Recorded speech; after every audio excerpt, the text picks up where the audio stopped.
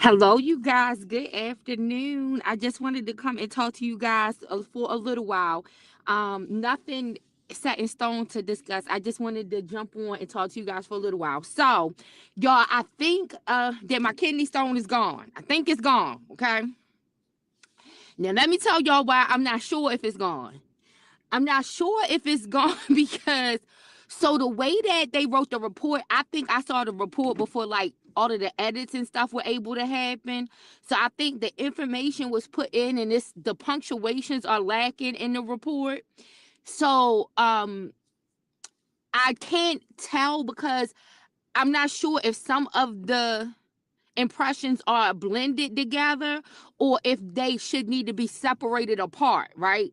But I think that from what I can tell, I think that the kidney stone is gone. And my doctor didn't call me back yesterday. So that's another reason why I think it's gone. If it wasn't gone, then they would have called me back because they would have needed to schedule me for next week.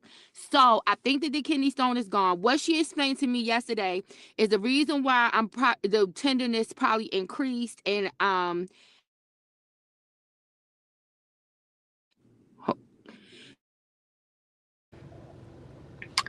Um, hopefully you guys say, "Hey, Sir Miguel, how you doing? Good morning." So the reason why she said that it probably increased the swelling or the tenderness is because from when I had the imaging the last time, like I said, it was still there. So more than likely it passed. Well, not more than likely, it definitely probably passed within that time. What the doctor had told me was that when it goes to pass, I was going to feel some increased pain. So more than likely, it may have passed this week, and that's why I'm having more tenderness and swelling and stuff. So she told me to just continue to do what I'm doing, and then I guess after she gets the ultrasound on Monday, she'll know if she needs to send me in another round of antibiotics. But hey, Michelle, how you doing? But other than that, I think it is gone. So praise God for that, because I don't have to get no anesthesia. I hate having to get anesthesia. I really do. I don't mind getting the procedures done. I just hate having to get anesthesia because since I had VTach, ventricular tachycardia, so that's when your heart has an irregular rhythm, right? It's very dangerous to have, but if you know you have it, it's not dangerous. Right?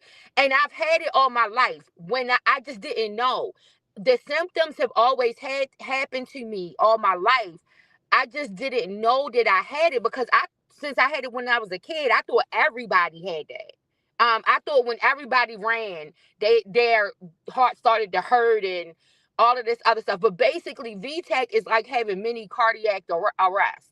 So your your heart will have an irregular rhythm, and then it'll stop and then start back up again, and then that can create the reason how I found out as an adult about me having it and getting diagnosed with it was because I had a palpitation when my heart started to go again that pulled a muscle in my arm, and I was thinking I was having like a stroke or something, and it was not that. It was VTach.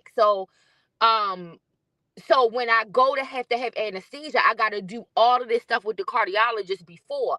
And if it's something that needs to be, like last minute, like them doing this stuff with the kidney stone, that would mean that I would have to been going to the cardiologist back to back to back in order to get the nuclear stress test, the EKG, the echocardiogram. I would have had to get a Holter monitor on, and I have to have that on for 72 hours, and then maybe start some additional medications to try to. It's a pain. It's a pain. So I'm glad I don't have to get that. Yes, so yes, Michelle. Thank God. I think it's gone. So and then she gave me some things. Let me tell y'all something. I was pissed about having to what happened when I went to the doctor the other day in the mix up, but because I had to see this, I like her. I like this doctor. Oh, I mean, I don't dislike the other ones, but I like her.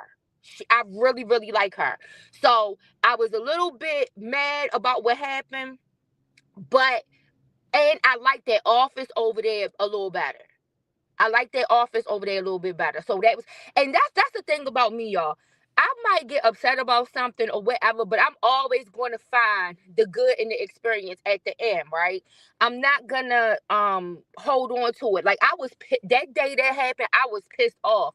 But then after I went there yesterday, I was like, you wanna know what? It was meant for me to go see her yesterday. So yeah, that was good. It was a good experience. I really like her, and even though I like my original doctor, because the doctor I was seeing for this kidney stone is not my ordinary urologist, right? I had to see that other urologist because my other urologist was too busy and he wanted it to be addressed right away. And he had time that he was being away, so he couldn't see me. So I had to see that partner, his other partner. He got several partners, but this lady is one of his partners too, right? But he sent me to Dr. Dan because him and Dr. Dan have been working together for so long. So I think he felt better with me going to go see Dr. Dan. I think he felt like I was going to feel more comfortable seeing Dr. Dan. But I like this lady. She is good. I like her. She was nice. She took her time. She was I like personal touch. And then I like being more so in an intimate office setting. I don't like going into no place where it look like it's no smorgasbord going on. Like most of my doctors are like in a private office, but because I had this, and they had private offices too, but because I had to see them where they were having first available because of the situation, I was having to go into some of their facilities where it was not like that. I don't like that. I don't like going into no doctor's office where it's just a big old open space and you got a whole bunch of doctors lined up and people. I don't like none of that. I need to go to the doctor that's like in a private office. And so that was yesterday, was the experience. So I like her. If it was not for the fact that I really love my urologist that I have been with for years, and I'm talking about like since I was in my 20s, I've been with this other urologist, my main one.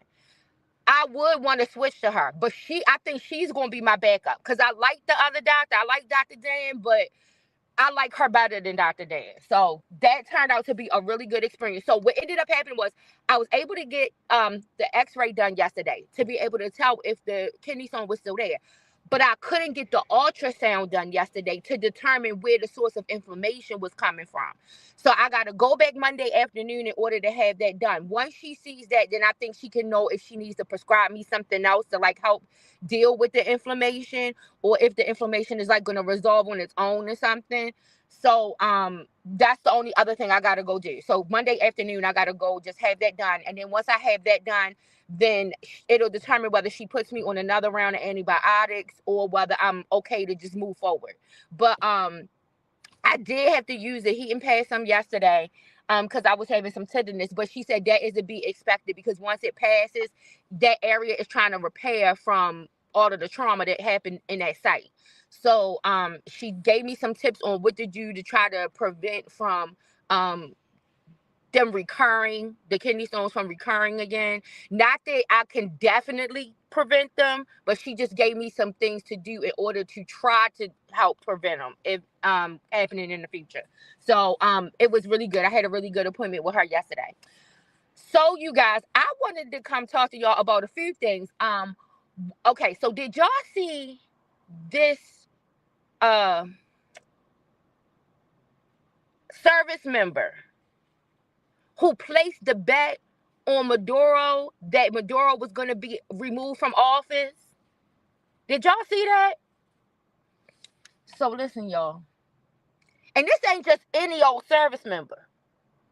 This was a service member that was part of the planning and the execution of the operation.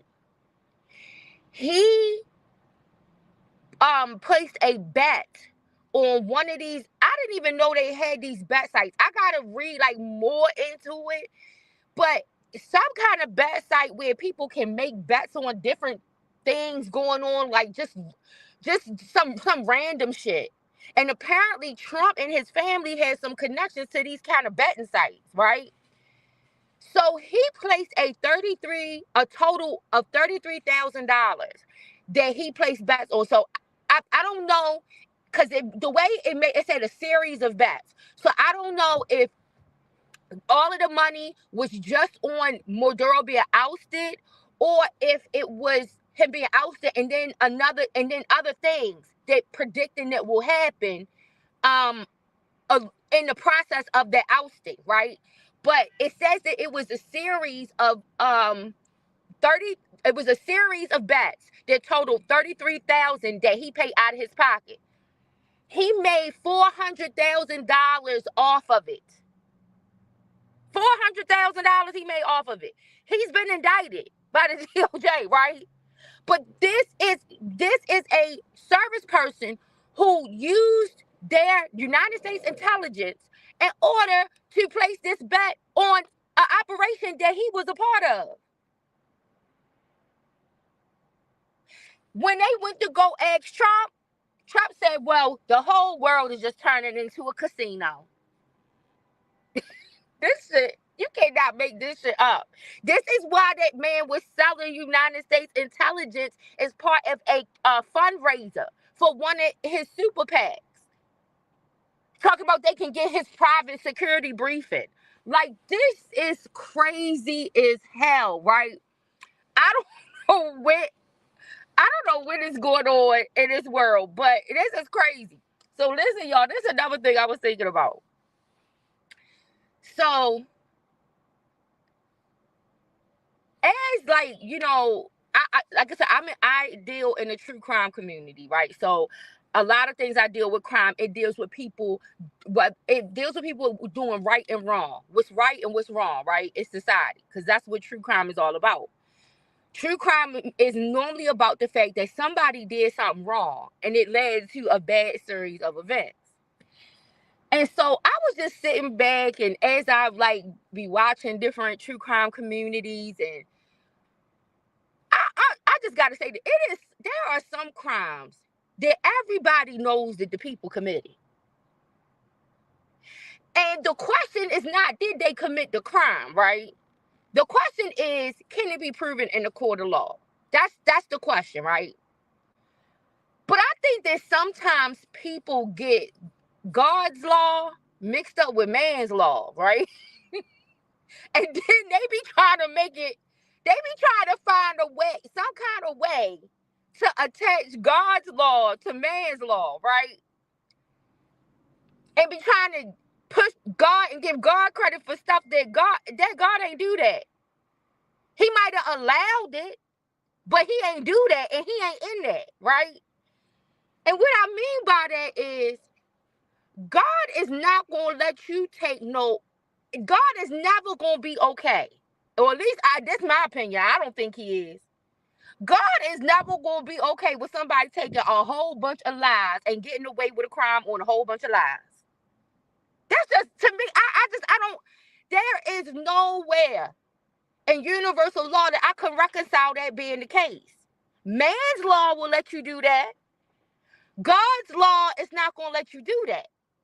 It is not going to let you get away with telling a whole bunch of lies. Now, God's grace and mercy might have some grace, mercy, and pity on your ass and give you another chance in the midst of those lies being told in order to turn away.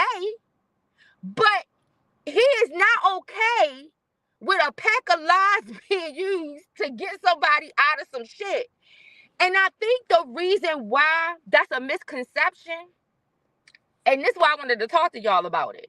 This is just my opinion coming from my perspective. And this is why I say, like, I know I don't have a traditional Christian perspective because I have studied the text like on a whole different kind of level, right?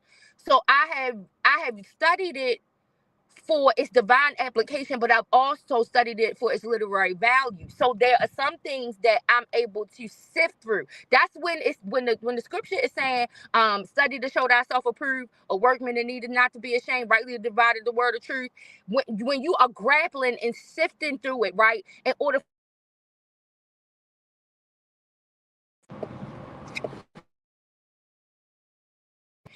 for you to gather the true meaning, right? The true meaning of what the text is trying to convey, right? What are the things throughout the text that you find that lets you identify the characteristics and the nature of God, right? Because one person who's telling the story of this God doesn't encapsulate everything about this God. So you read this compilation of writings in order for you to get an understanding of the nature of God, right? That doesn't come from just one writer and what they say. Because oftentimes there are spaces within that text where that contradicts one another.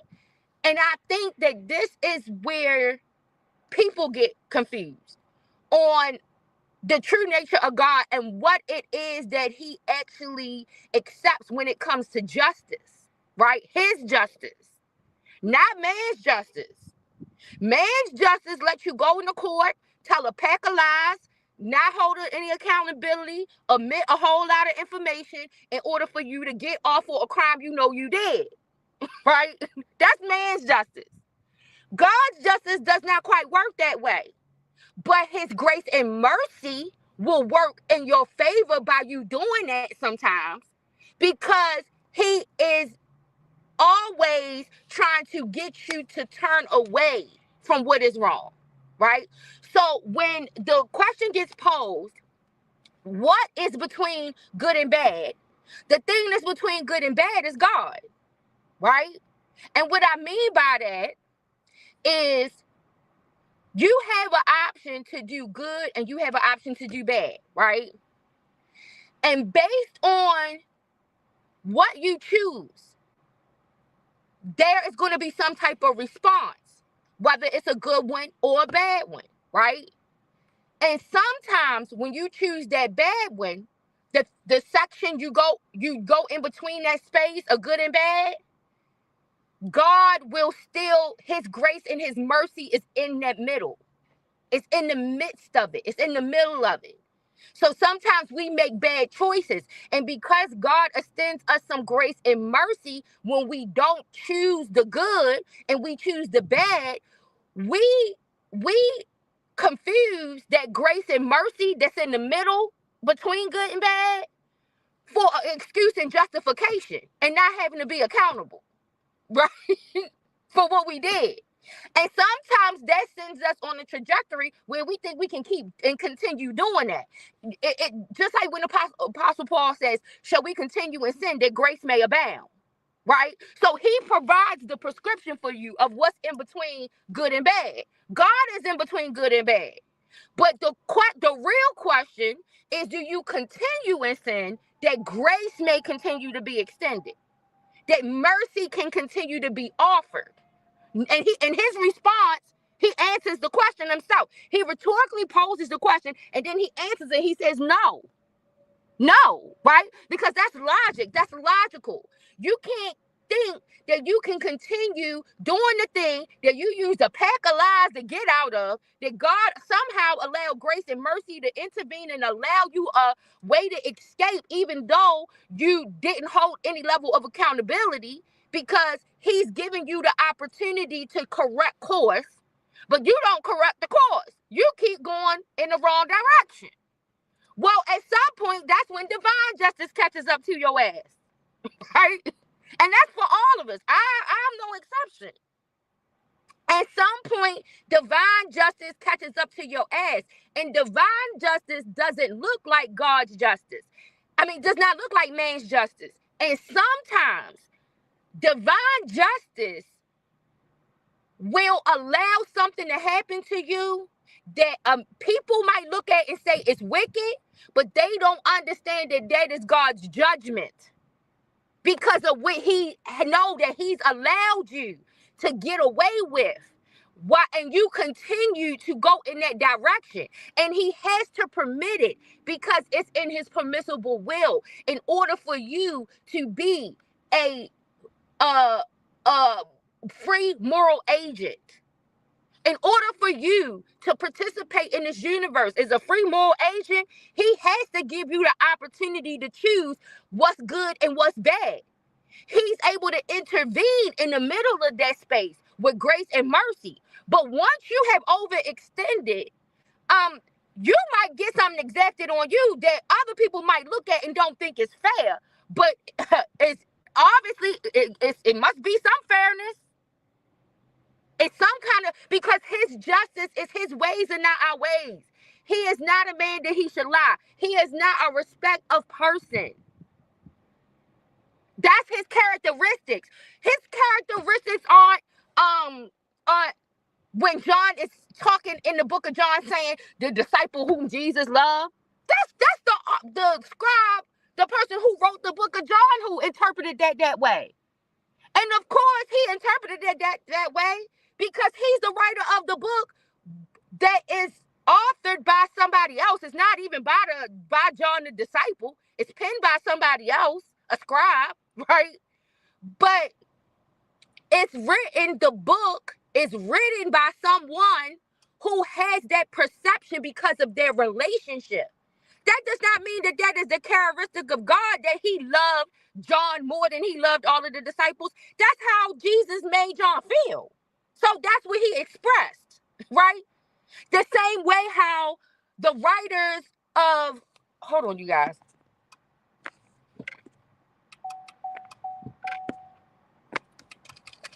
Give me 1 second.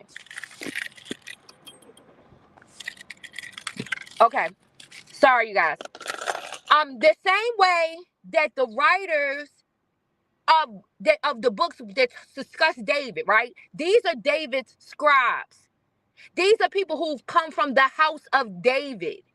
And when they are saying David was a man after God's own heart, what do you expect them to say? like I think that by some of that stuff conflating the text, it confuses people to think that it's justifying people getting away with wrongdoing. Because what people do is they overlook the wrong actions of those people in those stories. And that's how they justify their own wrong actions. And this is where they mistake that God's grace and mercy in wrongdoing for somehow being a form of justice when they are allowed to get away with the wrongdoing. Right? Like, that's where I think the confusion takes place. Because you will hear people so many times talk about all of the wrong deeds of David, all of the wrong deeds of Solomon, right? All of the wrong deeds of Peter or Paul, right? And then they will make the justification for themselves. And they will use the relationship that these men were documented to have had with the creator of all things in order to justify their wrong action. And it translates because most people are not examining the text beyond what it's literal, the literal meaning. They aren't looking into the theme of the text to see, is what is being said consistent with the nature and characteristics of the God that is being discussed through this copulation of material. Right? They aren't looking at it that way. There is judgment handed down on the house of David on multiple occasions within the text. David does not get away with sin. David's house becomes cursed. Like, that is something, he's a man after God's own heart, but David's house becomes cursed. And this is something I think that most people don't want to deal with. After his son rapes his daughter, and David fails to do what a king should do. And then his son goes and murders her brother, her whole biological brother, goes to murder the son who raped her, who was the son that David loved, just like he said God loved him, right? Just like he thought he was loved by God, right? More than everybody, more than anything, right? This son who raped his daughter, his biological daughter, he loved that son. That was the first son. That was the son that was supposed to take the throne. Before that, we see a son of David, a baby, be taken from him. Good morning, Pat. How you doing, boo? We see a baby be taken away from David because of his sin, right? So David didn't escape no sin. But good morning, purple. But oftentimes we mistake God's grace and mercy in our wrongdoing, for, oh, God avenged us. When we know that the person was avenged on a whole pack of lies. That ain't God. But somehow God allowed that to take place because God's goal is to pursue the soul. So how he goes after the soul, we might not always understand. So it might be allowed and permitted for some lies, but that's not how God's justice works. God wasn't in those pack of lies that was told. His grace and his mercy stood in the gap to give you a chance to correct your soul. But man's justice is what allows people to go into a courtroom and tell a pack of lies to get out of a crime. That's not God's justice. If people were going into the courtroom with God's justice, they would go in there and tell the truth about their wrong deeds.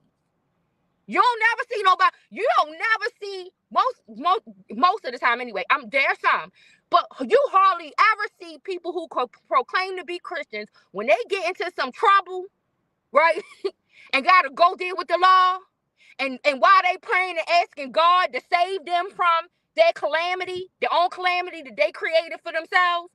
You don't never hear in that pack of Christians' prayers that them saying to God, we're going to go into this courtroom and we're going to tell the truth and nothing about the truth about our wrong deeds, and hopefully the judge will grant us some mercy. No, they will go with a whole lie narrative. And then when they walk up out that courtroom, they will credit God for helping them with that lied-ass narrative.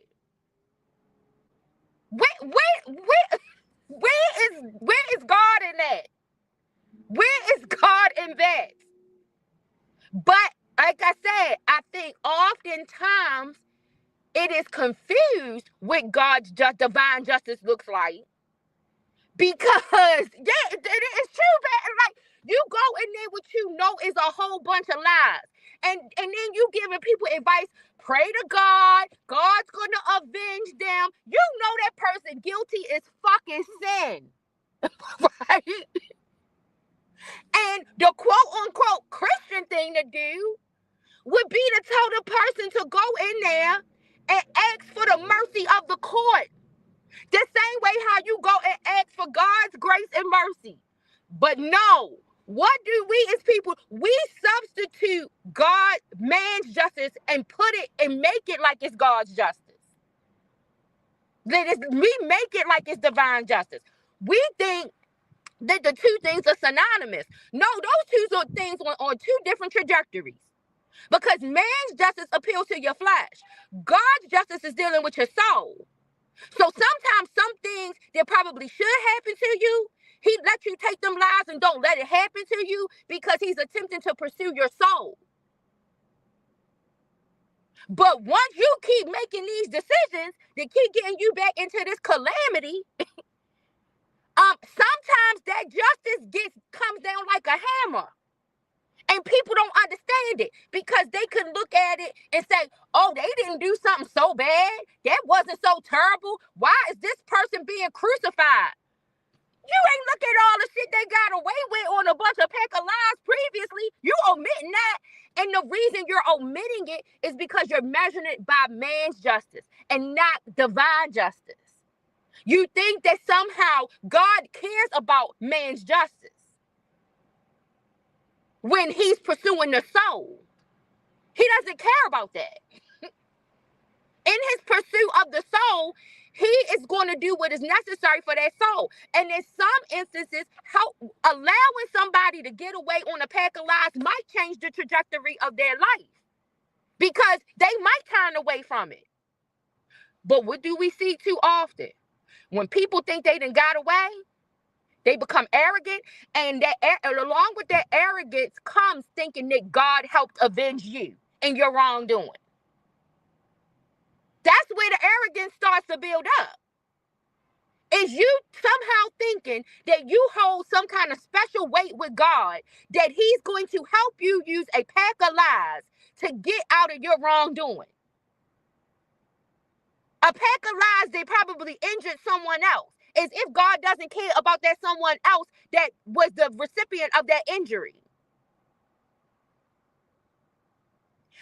God is, so, okay, this is what I'm saying, Pat. Now he's trying to see. God, he is, his desire is that every soul return to him. That's his nature. But because he has made us in his image and his likeness, which means that he's given us free moral agency, he has to give us the choice to do that. So sometimes when he's using nature, when he's using world experience, when he's using all of these things, the stories of others, right? Because some of us can learn through just looking at the stories of other people. We don't need something that happened to us. Sometimes God can speak to us through us listening to the story of someone else. And that can turn us away from the wrongdoing, the wrong that we would do, right? You know, Paul talks about that. He talks about the good that I would do, I do not, and the evil that I would not do, I do it. But some of us can look at the story in the example of somebody else to deter us away from that wrongdoing, right? But some of us, we have to actually go through the experience. And when we escape an experience from wrongdoing, it is because God's grace and mercy is in the midst. It is what is in between the good and the evil, the good and the bad, right? God's grace and mercy. But we as humans translate that as to somehow, and this is what people say, believe in their own lie, right? People start to believe their own lies. Because you start to believe your own lie because you feel like you got away with it. That's what leads people to believe in their own lies. Over religious, superstitious people start to believe their own lies because they believe somehow God is working magic when he's helping them to get away with their lie. That's the witchcraft. Because that's not of God to do that. That's not in his nature. Nothing that is written about him in the copulation of that material says that that's God's nature.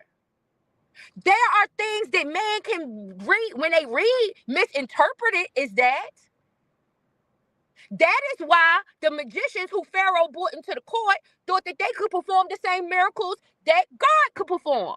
They thought that their staff and rods was equivalent to Moses's, right? Because they felt like they could perform the same tricks.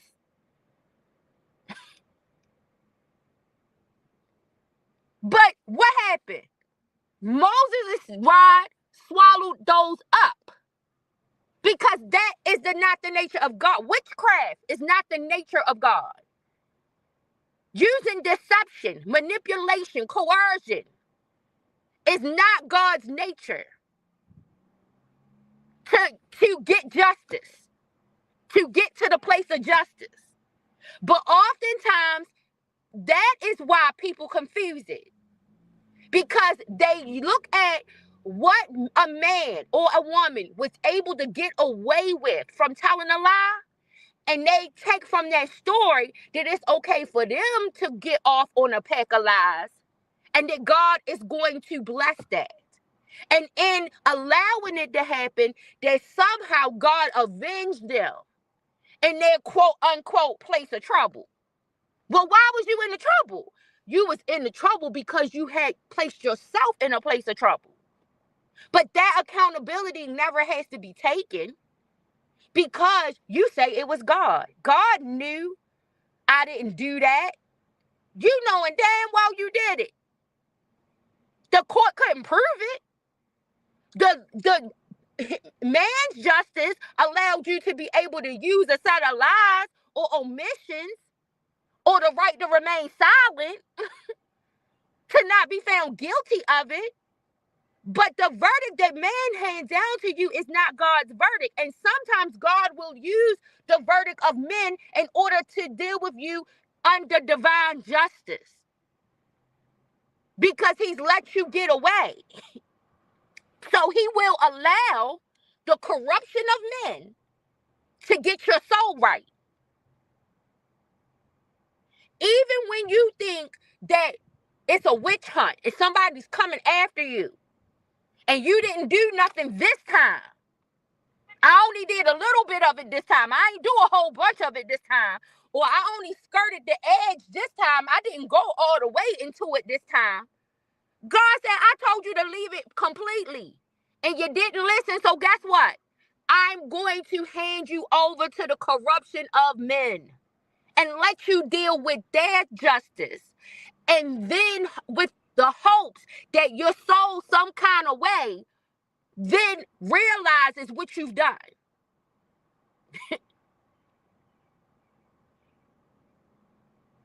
But I think too often we are mixing up the two.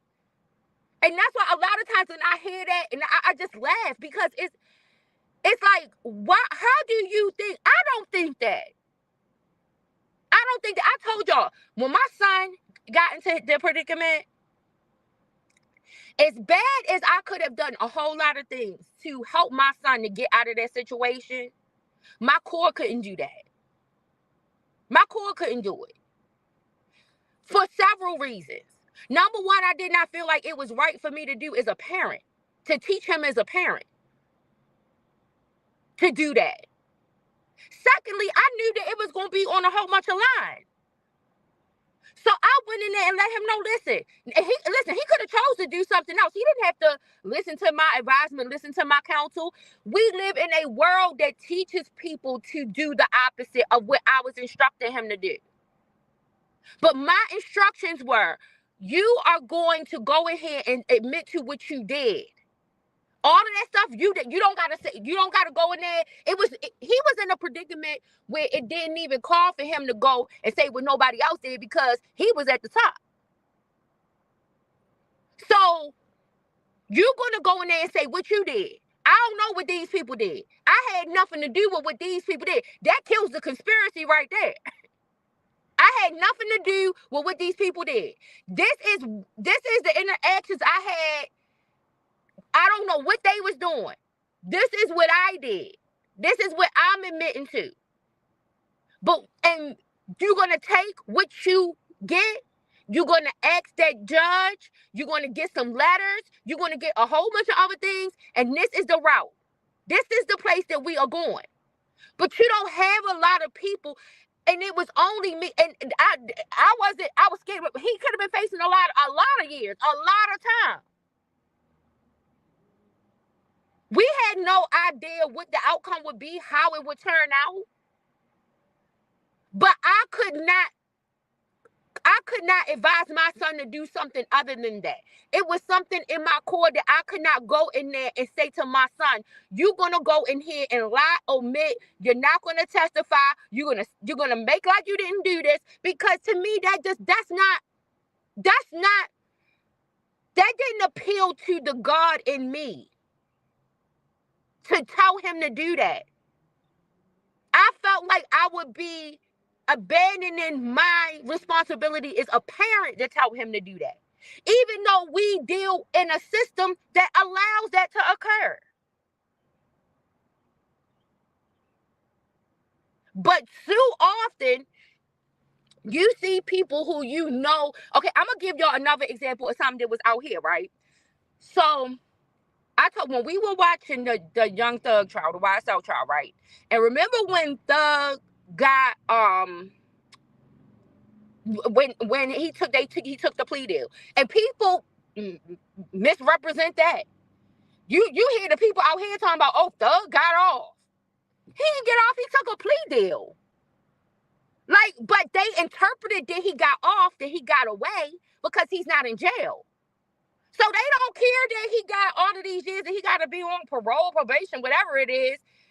All they worried about is he don't have to do no jail time. So they feel like he got away, and they feel like Brian still did such this great job because he got away with it. He didn't get away. He pled guilty to some things. He's a convicted felon. He didn't plead guilty to all of the things, but he pled guilty to some of the things. Right? So that's the one misconception. You said, which is a form of a little guilt. Right, exactly.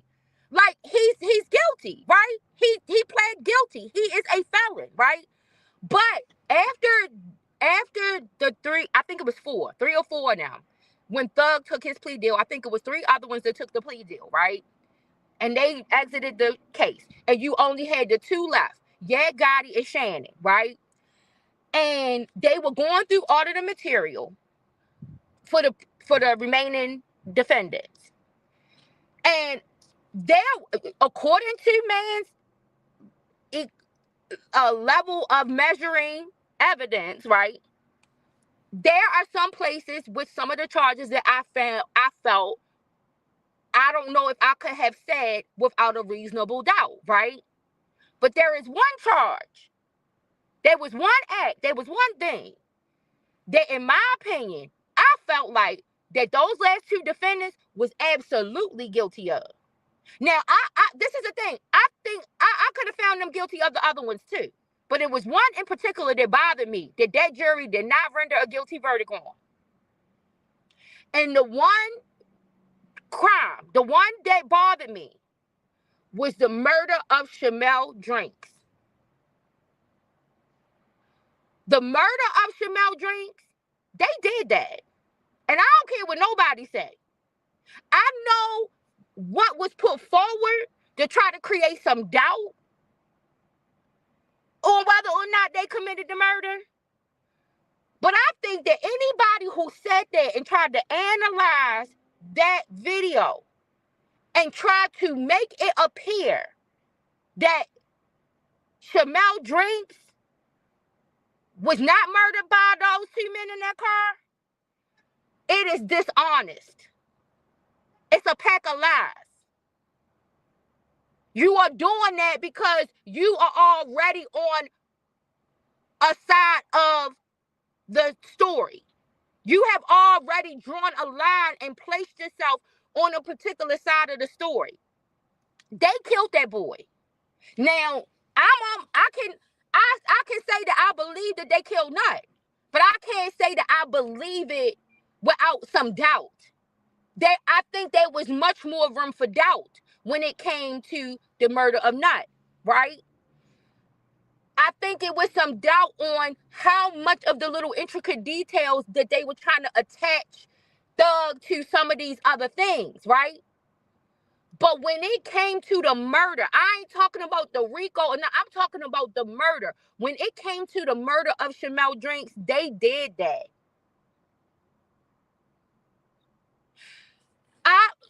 Okay, Pat, the attorney has a job to do, right? That's their job to do. And I guess it could be kind of like, I guess you can look at it kind of like the tax collector, right? And it's a reason why I'm mentioning the tax collector. So back in the day, when Jesus was walking with his sandals, right, on the sands of Galilee and in Jerusalem, right, it was shameful for people to sit down with the tax collector, because the tax collector was looked at as a crook. So prostitutes and tax collectors was something shameful to sit around with, right? But Jesus, one of his disciples was a tax collector. And they attempted to reprimand Jesus for sitting down with the tax collector. And Jesus corrected them, right, for sitting with the tax collector. And so when I look at the defense attorney, that's kind of how I look at, according to this justice system, people have a profession. It's the way we function in this world. It's a system that we all fall within, and we have some type of specialization of labor that puts us into certain professions, right? We have some type of level of education, understanding, and expertise, experience that places us into different specializations that put us into certain jobs and professions, right? And all of us have some degree of liability. All of us in our daily, as we go about during the day, have the potential to do some wrongdoing in our own professions, right? Because you think about even people who work at a place where they, like a warehouse or somewhere where they make things that could be, and then it can end up being some toxic material that spills into somewhere, right? That's an unintended consequence. You're doing a job, you don't realize that it could be doing some harm to someone. You just knows that that's what takes care of your household. So there's a risk for all of us, no matter what job it is that we do, that we are harming someone, right? That we could be harming someone. When I look at a defense attorney, I look at a defense attorney to say, okay, hey, Tiz, how you doing, boo? A defense attorney is there in order to represent their client. And I think in a perfect world, right, it's necessary because every defendant is not guilty. Every defendant is not guilty. And so that's what makes the defense attorney necessary, right? Because the defense attorney is there to either help those who are guilty negotiate something in order to try to be accountable to the law. This is in a perfect world, right? This is in a perfect. I know that this is not what happens, right? But in a perfect world, a defense attorney would be there to either help people who are guilty of something, negotiate something lesser, because we already know that when charges come, they do inflate them, right? That a lot of times they are inflating it, and because that's what provides the room for negotiation. So, or at least that's how I look at it, right? So they inflate the charges, right? When somebody knows that they are guilty of some things, then to me, the job and the role of the defense attorney, if they had a truthful client, if they were dealing with truthful people and a truthful client, would be to deal with the thing that you really did, right? But this system doesn't encourage that. It does not encourage people to do that. It encourages people to lie. And so as a result, you do have those defense attorneys that do lie, right? And they use deception in order to get their clients off, because for them, it's about the win. It's about the win. That's what they get rewarded for. They don't get rewarded so much for getting people to admit to the guilt that they have done, right? They get rewarded for how many people they get off.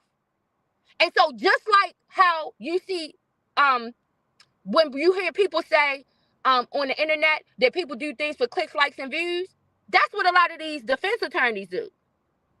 It translates. Everybody's currency isn't monetary. Some people's currency is attention. Right? It's that simple. That's all they need. They don't need it to be dollars and cents. Their currency can be the attention that they receive, right? And so, but when it comes to a defense attorney, their currency is monetary. And so those clicks and likes, I mean those likes and those clicks, likes, views, and subscribes translate into clients, work, money, right? It's the same type of formula, just different, on a different level. So they are encouraged to use deceptive measures, to use and twist the law in a way to find ways in order to use this system better to get their clients off by any means necessary. This system encourages them to do that, right? It does not encourage them to, but you have some defense attorneys who do operate within that level of integrity. You know what I'm saying? Like, not all of them operate with that level of deceptiveness. And this is sometimes what makes a difference between a client choosing to continue with a particular attorney or to whether go around, re-strategize, and get a whole nother team of attorneys. Because if a client wants deceptive measures to be used in order to get them off by any means necessary, they are not going to want to go with that attorney that is not willing to cross a particular ethical line in order to compromise their own ethics and their own core. They're going to find another attorney who is willing. And listen, that defense attorney might be not doing anything Because like I said, this justice system encourages this to happen, right? It's made room for it to happen. So just like people feel like prosecutors find loopholes to go after people, defense attorneys find loopholes to get guilty people out of a situation. It works both ways. Yes, sometimes I would be a fool to say that sometimes that the prosecutors are don't have some type of level of corruption. We've seen cases where corrupt situations have happened, but every situation is not a corrupt situation. And a lot of times we use the fact that we know some corruption is happening some of the time to try to make it look like it's always happening, or try to use it in order to justify why it's happening this time. And we conflate and use the examples of when we saw something corrupt happen, and we use that to try to deceive people into thinking it's happening again, when it's really not. when it's really not. Right? The same thing like the other day when I came live and was talking about the Celeste Rivas Hernandez case with the guy David. And I was saying that the defense attorney were attempting to be a little manipulative or not truthful and not honest about why they weren't getting access to the material, right? The fact that they only provided the prosecutors with a 1 terabyte drive, when they know that they need at least 10. Because they don't got to hand over all of the evidence at this point of the preliminary process, but they need to hand over a good amount of it. Not only that, the defense attorneys know, well, they were told now that some of that material is material that they can't just look at, that there are some things that got to be in place before they can even look at it. And they have made the defense team aware of that. But the defense team stood up in that courtroom and made it seem like the prosecutors ain't handing over material. That's the thing that people are going to take away. They aren't going to take away what the prosecutor said about the process, the procedure that the defense need to follow in order to get access to that material. And the reason why some people aren't going to take that away is because they already have a distrust for the system. So they already don't trust the prosecutor. And it's because in other situations where corruption may really have happened, now they apply that to the whole system. And so now they have a distrust for the whole system. So anything that the defense says that the prosecution isn't doing, they're going to believe it. They're going to run with it. Because they already don't trust the system, when that's not what's happening. And this prosecutor does a great job of explaining to the public what needs to be done in order for them to access the material. That it is not the prosecutor's office that is keeping the materials from them. She explains the challenges. She explains what the defense needs to do as part of the procedural processes that they need to follow. And then, but that's going to fall on deaf ears, y'all, to people who don't trust the system. They're not gonna hear that. All they hear is the defense accusing the prosecution of not handing over the material. Surely it must be a reason why they didn't hand over the material. Oh, they now this turns into a whole theory and narrative of, oh, they're trying to frame this little black boy, little black Bill, right? Now you have created a whole narrative of somebody being framed because the prosecutors are being deceitful. They're not handing over all the material. This is the challenge, right? Everybody can see the loopholes. And you know what, y'all? I think one of the main things, especially as Americans, because of the way our justice system is designed, I think one of the main things that's wrong with us is that we have begun to equate justice with criminals getting away. Like we have somehow interpreted justice as people how often people can get away with committing crime. So that then when it gets to the point where people are convicted of the crimes that they committed, we believe that's the injustice. And that doesn't go for all of us, but I think that somehow has poisoned a lot of us. And then listen, don't get it wrong and twisted.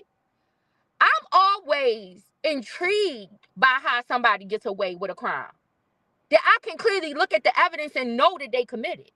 And a lot of times I can look at the evidence and know that they committed because when I'm watching these trials, right, I'm watching all of the pre-trial stuff. I'm watching, if it's a preliminary hearing, I'm watching the preliminary hearing. I'm reading the documents or listening to somebody read the documents. I'm watching all of the pre-trial phases. So sometimes there is pieces of evidence that are deemed inadmissible that don't make it into the trial for whatever the reason is. You know, we know that we've been taught because certain things prejudice the jury, right? So some things are more prejudiced than sometimes the prejudice outweighs the probative value, right? And so when you watch this stuff from the beginning and you watch all of the pretrial stuff, you get to see pieces of materials that sometimes don't even make it into the trial. But you also get to get the understanding and the meaning of why it doesn't make it into the trial. Like that there's a reason why it doesn't make it into the trial. Like I'm gonna give an example, right? I'm gonna try to recall this to the best of my recollection, right? So there was some in R. Kelly's trial, right? When it came to the Chicago trial with Daryl McDavid, there was some dispute over whether or not, if I'm not mistaken, if anybody is in here and if I'm saying something wrong, correct me. But I think I got it right, at least along the lines of being able to make my example work, right? So there was some in the pre-trial phase. This argument may have been happening one day before testimony. They were having an argument over whether or not the lawsuit that Daryl McDavid had filed against R. Kelly would be able to be discussed in Daryl McDavid's testimony, right? Whether or not Bo Burnley was going to bring any of that up, and then what that would mean for the prosecution and being able to question them about it, right? So Judge Levin Weber, when all of the parties were arguing, there were some pieces of that Bo Burnley kind of did want to possibly be able, I think, to explore because his purpose in that trial was to get Daryl McDavid off, right? And say Daryl McDavid did not know anything about these things. The reason why he is not criminally responsible is because he did not know that these things were really happening, right? He was believing his client saying that none of this was true, right? He was being lied to. Basically, that's what Bo Burnley was saying. He was being lied to. And he didn't know any of this was true. So when he was doing these things on the behalf of his client, he was doing it in good faith, right? So in this lawsuit, and I don't remember all of the details of this lawsuit, but there was some mentionings in the lawsuit about R. Kelly having to be put on some kind of medications in order to deal with his sexual appetite and all of this other stuff, right?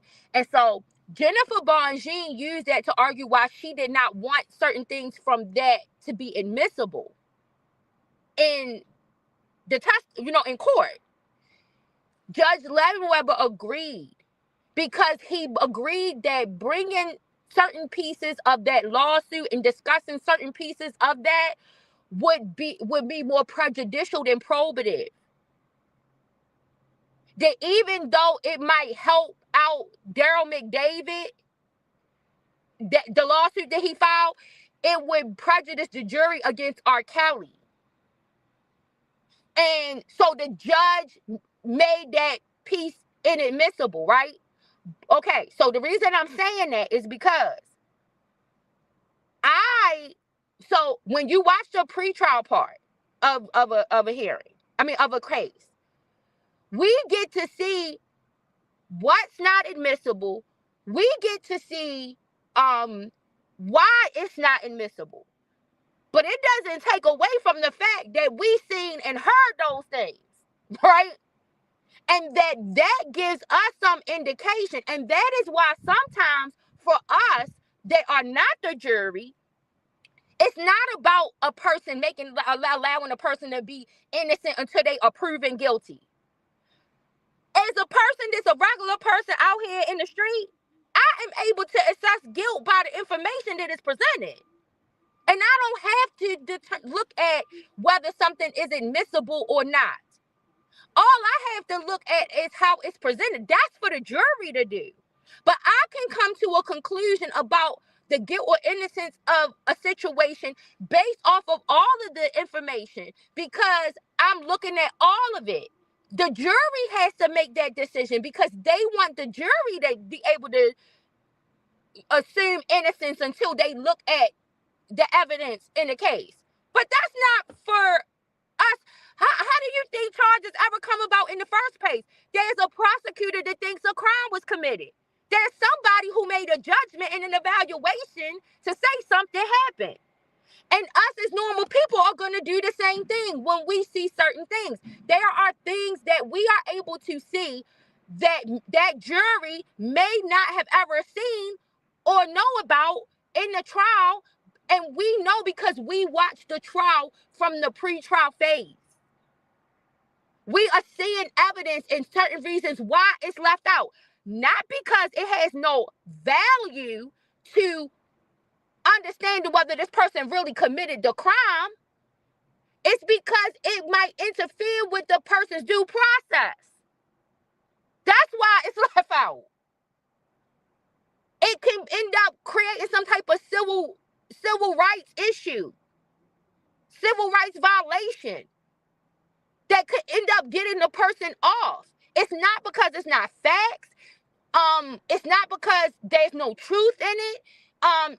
It's not because there's no value to that piece of information as it pertains to the story. But when it gets to the judicial process part, it might interfere with a person's due process. And that might be why, and that's just my understanding, but that might be why something can be left out. A piece of evidence, a piece of information may not be able to be presented to the jury. So, but when people who watch these trials, right, when they are looking at it from the pre-trial phase, they see some things that other people who just jump into it don't see. And as a result of that, that's how they come to the conclusion. That's how they substantiate whether they think a person is guilty or innocent. It is not, the public is not obligated to have a presumption of innocence on a person. They are able to look at what is factually out and say, I believe this person did that. And it's the right of the public for everybody not to agree about it. Like I said, I happen to believe in the YSL trial that Shannon and Yer Gotti killed Shamel Drinks. That's my belief. And that's my belief based on the evidence that I saw. But for some reason, that jury did not find them guilty. And I really think the reason that jury did not find them guilty, they decided to not find them guilty because they were fatigued. They were fatigued and they had lost trust in the prosecution. But if they never gave no real reason why they felt like those boys did not kill Shamel Drinks. You never heard not one of those jurors talk about that part of it. They talked about them finding them not guilty as a whole and why.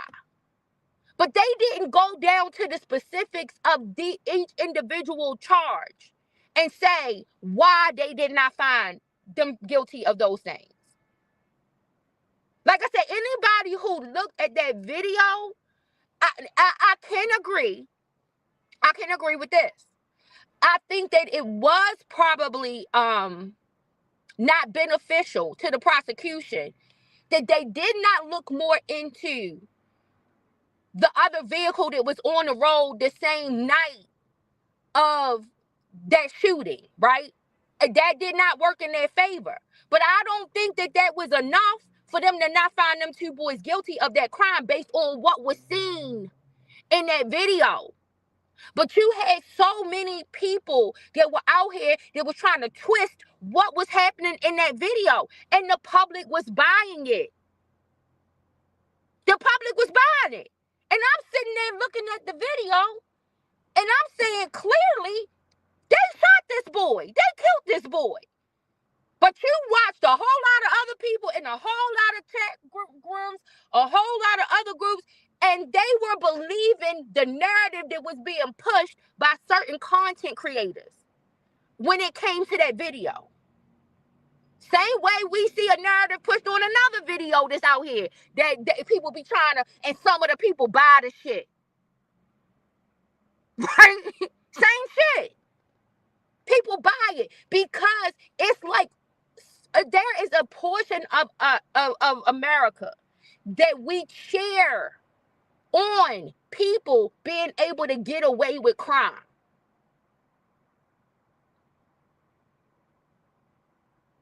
It's like a thrill for people to be able to get away with committing crime.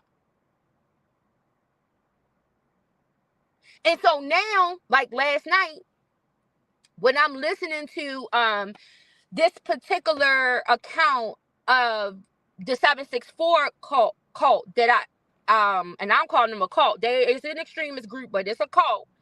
The 764 group, I was listening to the account of one of the fathers, right, of one of the children that unalived themselves as a result of this cult. When we put, and this is just my opinion, when we deal in rhetoric that influences people to not trust the system,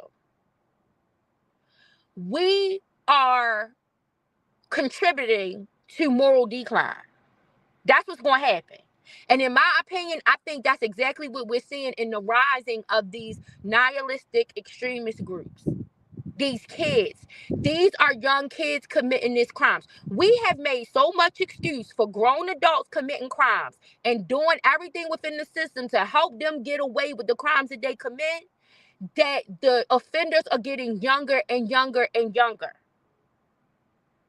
And then when we look at the crimes that these young kids are committing, we can look and stare that in the face and say, these kids are something. They horrible. They know what they doing. They know better.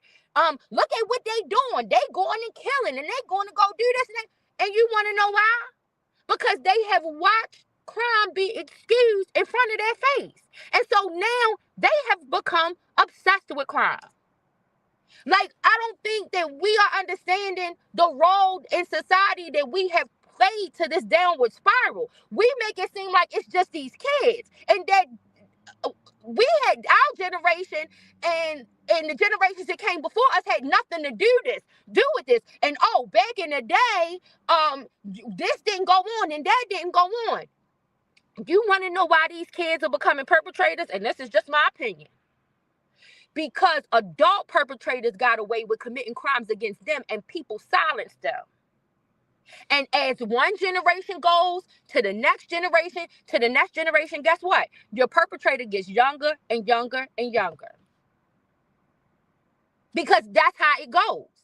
And then it gets to the point that the elders start blaming the younger, and you're not realizing what you did in the trickle-down effect that contributed to how the younger got there.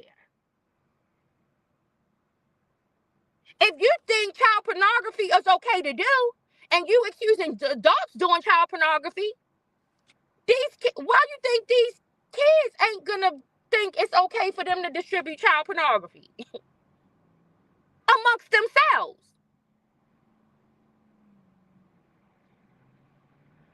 If you think that it's okay to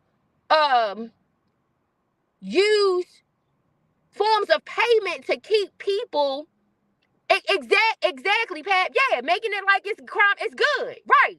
We cheer on when the criminal gets away. We will know they did it. But there are people who will cheer on when they get away. It's not, I know when I see somebody that I think probably committed a crime, right, get away with it, and not, but I feel like they did it, but I feel like the evidence was not sufficient to maybe for a jury to find them guilty. The way I look at that was they was granted some grace. And hopefully they do something with that grace they was granted. Hopefully they don't go back out here and do some more harm. That they take heed to what they did. That they look at the fact that they was provided some way of escape. And that they don't go out here and then reoffend. Oftentimes, though, that is not the case. That's not the case. Sometimes it is. Some people, they do something, they skate away by the skin of their teeth, and then they don't never go back and do nothing again. They turn shit around. But a lot of the times, the more you get away, the more you think you can get away with. But when I see somebody who I am like, listen, they did it. They did it. But I don't think that the prosecution put on a case. I can see where the jury may have rendered her not guilty. And even if I feel like by me looking at the evidence that I could have come up with a guilty verdict. Because y'all know in the Diddy trial, listen, if I was a juror on the Diddy trial, we would have had a hung jury. Because I wouldn't have let up. I would not have let up on those charges. Those prosecutors, through the evidence, proved that case. But just like people accuse New York of being home of the Me Too movement, well, before it was home of the Me Too movement, it was home of the sexual revolution. And that worked in Diddy's favor. Because I believe that a lot of the members of that jury did look at it. This is just some sex. And this is just people being able to practice sex freely the way they want to and freely express themselves sexually the way that they want to. And that worked on Diddy's behalf. And the reason why that worked for Diddy is because his quote unquote victims were of age of consent at the time that the crimes were committed. Right? So that's why it worked for them. In the home of the sexual revolution, some of that stuff that they put up wasn't going to muster. In addition to that, when you looked at some of the makeup of the jurors, and specifically, I know that today was a mention. This is one particular juror that I feel like had some influence, and not the lady that was on the documentary, but they talked about that there was a scientist, and I believe that the scientist, he was gay. And I knew right then that it was going to be some, like, that it was going to slant things, right? That it could cause some slanting in how the decision was made. Because that man was going to bring a perspective to the floor that he's being made a example of because of his sexual persuasion, right? Because no matter whether or not you got a whole bunch of straight men out here trying to say Diddy is not queer, because let me use that term. Because none of the evidence in the trial suggested that, based on the evidence that was presented in that trial, that Diddy had any kind of intimate interactions with someone of the same sex. Actually himself, like that he didn't participate, that there was no penetration, right? Let's go to that point. That there was no penetration on Diddy's part, either of one of the male escorts or of one of the male escorts to him, right? There was no evidence presented to suggest that took place. And you have a lot of straight males who like criminals to get away, right? That tried to make a case for, they thought they was going to get evidence of him being gay. And cause straight males just somehow think that nothing falls in between straight and gay, right? Nothing falls in between it. You either straight or you gay, right? So they want to use that lack of evidence to say he was not caught in any type of homosexual activity based on the evidence in that trial. But there was an abundance of information that definitely defines him as queer. Now, I don't know all of what that queer entails, but that gay man on that jury does. And that gave Diddy some leverage with him, because gay men can identify with a person being persecuted for their sexual preference. And when a gay man feels like that's happening, they are going to be the advocate in the room. And that scientist, who was a gay man and I believe was married, he knows what that persecution feels like. He knows what that embarrassment feels like for somebody to be trying to be embarrassed because of their sexual preference. He knows Diddy is queer. The straight man might not want to admit Diddy is queer, but that gay man knows Diddy is queer based on the things that was described in that trial, right? And that helped Diddy in that room, in that deliberation room. That helped. Because certain things that man was not going to find him guilty of, because he was going... Listen, gay men are the main ones who believe you are two consenting adults. They believe that. Even when it comes down to pederasty, right? So let me explain. When it comes down to, when I'm saying pederasty, that means a older man having sexual relations with a young boy. That's what that's called, right? So when it comes to that, you have straight men, and that's the thing. I'm gonna go this far and say this because they do it, so hell, why not? I'm gonna do the same thing they do, right?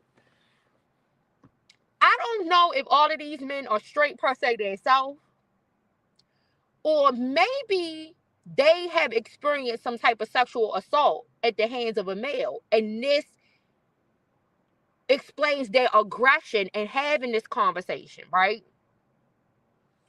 Because that's what they do. They accuse women of being trauma and trauma bonding, and because of their trauma, they want to go after all men. Well, sometimes I think that men who have been violated, and because of their traumatic experience and the fact that they don't feel comfortable talking about their traumatic experience, they want to just say, forget about it and move on. That's their trauma response, in my opinion. That's my opinion, right? So some of these men that are posing as either being straight, or they might really be straight, but just might have been violated. They believe that if a boy of a certain age is violated, a boy, and when I'm saying a boy, I'm meaning somebody who's under 18 years old. They believe that if they are violated by an adult male, that they wanted that to occur. That they wanted that to happen. They believe that boys cannot be groomed. There are a lot of straight men who believe that. They believe that at the age of 13, 14, 15, that if a boy is taken advantage of by another male that's an adult, that they wanted that to occur. Right? So they make excuses for that. They don't see anything wrong with that.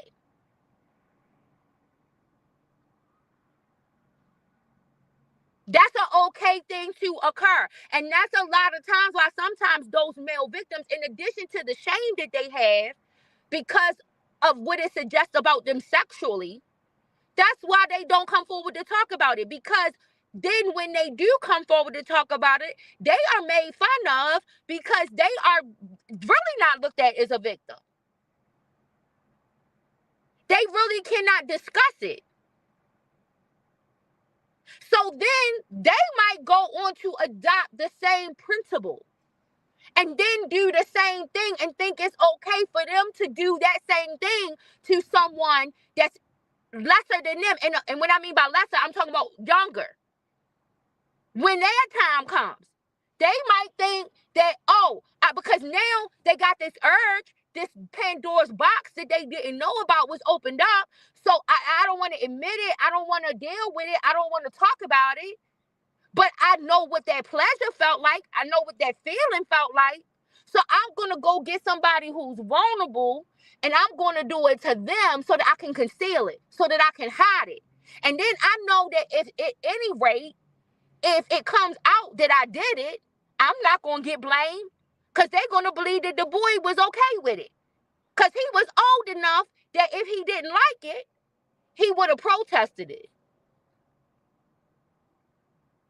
That's what the conclusion that they come to.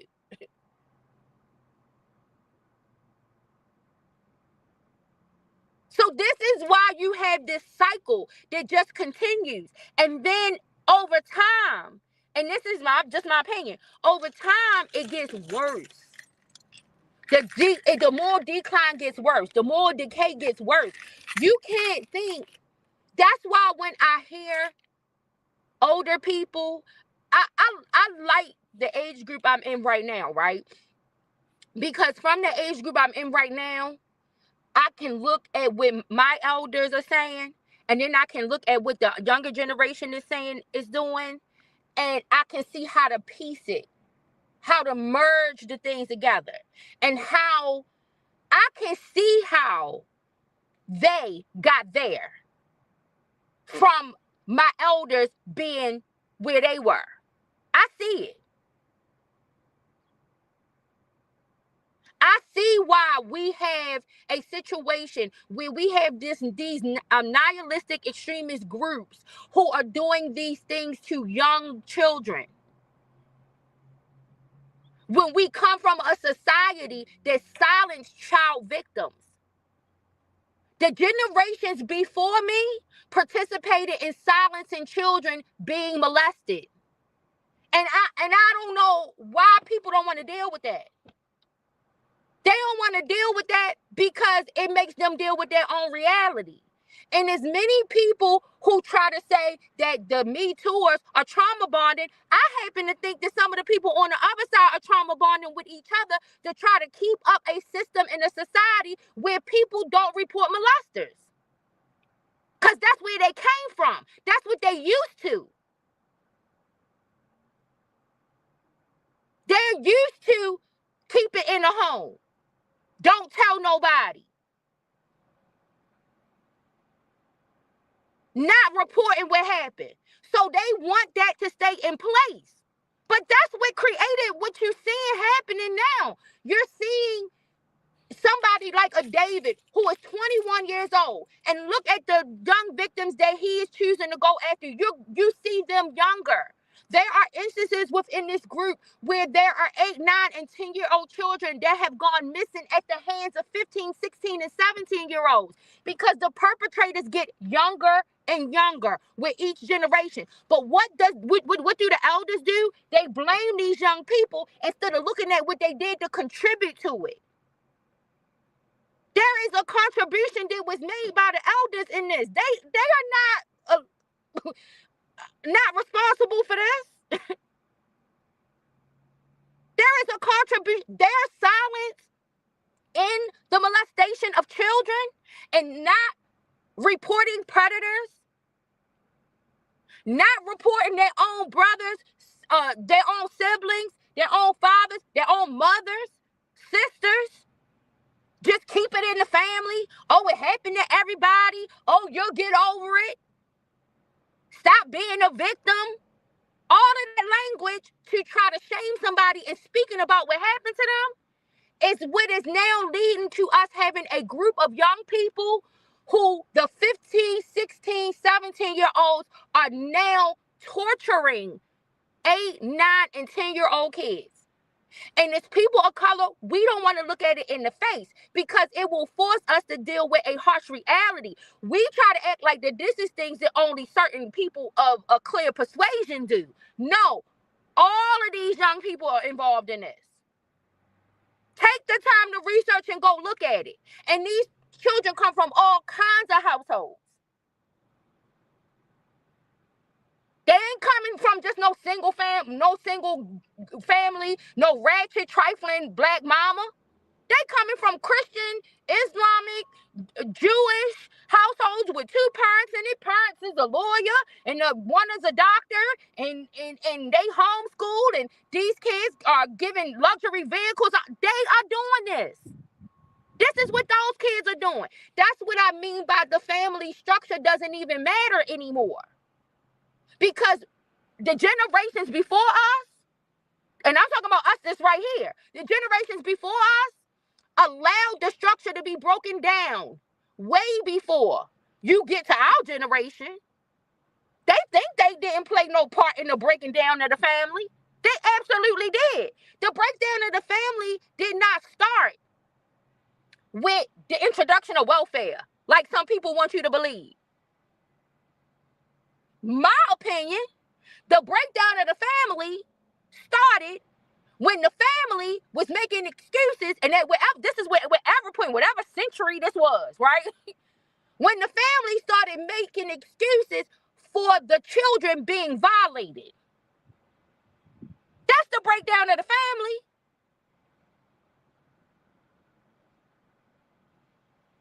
Because if children cannot trust what is going on in their own home, how do you expect them to go out into society and trust that?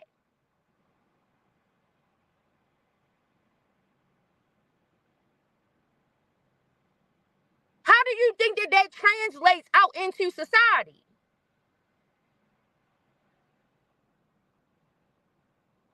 So it like perplexes me how the elders can so quickly blame the youngers without looking at what they have done to contribute to this moral decay and decline. These young people didn't get into this predicament on their own. But these elders still want to hold on to the same old system that caused this moral decline in the first place. You pushed them to this. You've pushed the generation. You've pushed society into this direction because of your lack of care, because of your negligence, because of what we've allowed to go on in the family structure. No matter what that structure is, whether it's single family, 2-family, nuclear family, what's the other family, platonic family? Is it the platonic? Or if you got nuclear and whatever the other one is, I can't remember. But no matter what the family structure, the moral decline and the decay has happened from all areas. You have mothers who stayed with their husbands who they knew were molesting their children, who made excuses for it. Mothers who let their brothers stay in their homes knowing that the uncle was molesting the children and made excuses for it and never did anything. And people don't think that stuff has any impact on society later down the line. It absolutely does. It absolutely does. So these kids did not get here on their own. We will talk about all of the other things that influence these kids. The internet and the culture and all of these other things. We don't talk about how the family structure, and not just these kids that's doing these crimes. They're not coming from broken family home or what would be identified as a broken home.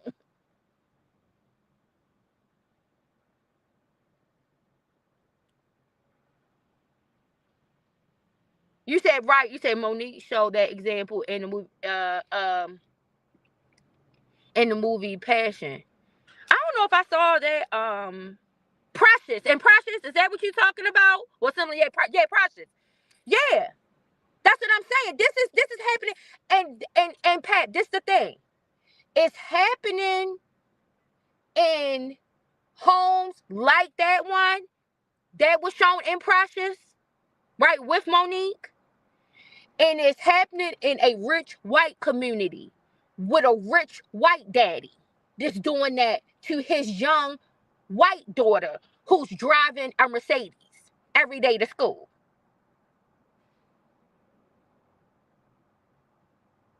Because predatory behavior cares nothing about race, color, or creed. It does not discriminate. There are predators within every race, of every color, and of every creed, and of every socioeconomic status, and within every family structure. And along with those predators, you have enablers. And we have a society of women who encourage women to continue to be enablers. Right, faults the child. Exactly, Pat. Faults the child. Puts no responsibility on the adult man. Faults the child. So then what do you think eventually happens in society? When boy children see excuses continually being made for adult men in their deviant behavior, you think they're not going to be deviant? When girl children are constantly being bashed for being too fast, for not dressing modest, for being too grown and doing too much in order to bring attention to themselves and encouraging their own sexual assault, you think they coming forward to talk about what's happening to them? Like, I don't know why people are shocked that these things don't occur. That people wait long to come forward. Or that their behavior replicates itself in a young boy who has this sexual problem. And now it's no longer the generation that's observing it in the youth that are responsible. It's the youth that are responsible. But the generation that's observing it ain't looking at how they contributed to this behavior. When the scriptures talk about a perverse nation, it ain't just talking about the kids. Who's responsible for teaching the kids? Where did they get this from? They translated the rhetoric is what happens. The rhetoric translates over time. Last night, the story that I was listening to with the father, the daughter that unalived herself at the direction of one of the leaders in the 764 Knowledge group. These people, and it's the same type of grooming patterns and behaviors that predators in actual spaces actually use too. They only use it in virtual spaces, right? It's a playbook in virtual spaces, but it's some of the same playbook, right? So these children, these older children that are 14, 15, 16, 17, 20, 21, are teaching these younger children how to gain their independence from their parents. Now, most of the time, and people think that unattended children are vulnerable, or the vulnerable ones, right? But that's not true. That's not true. A lot of these children that are being targeted, children who come from more strict environments, are a lot of the times more easy to target, especially when it comes to this type of grooming. Because these children, you know when you was a child, you don't have that many children who say, I want to stay a child forever, right? Most children say, I can't wait until I can get an adult and make decisions for myself.